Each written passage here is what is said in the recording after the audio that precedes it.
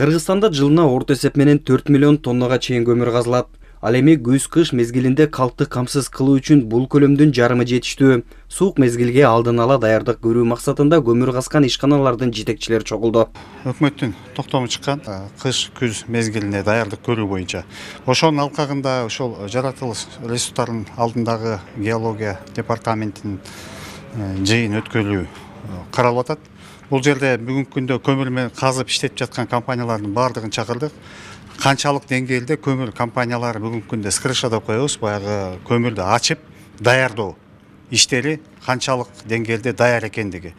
Ошонун алкагында эле биз айтып атабыз, мына күндүн жакшы учурунда ТЭЦке милдеттемелер алгандары боюнча толук кандуу көмүрдү жеткизип берүү.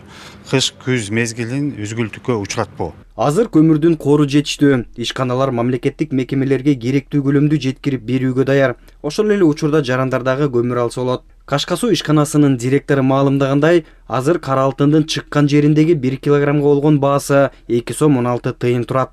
Бүгүнкү күндө азыр карьерибизде жеринде 10 000 тонна көмүр ачык, складыбызда азыр даяр турат.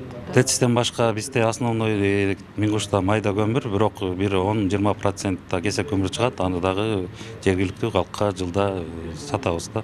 Учурда Кыргызстанда 54 ири жана орто ишканалар көмүр менен алектенет. Казылган кара алтындын жарымынан көбү өлкөнү камсыздаса, калганы экспортко жөнөтүлөт. Биз азыр анализ жүргүздүк.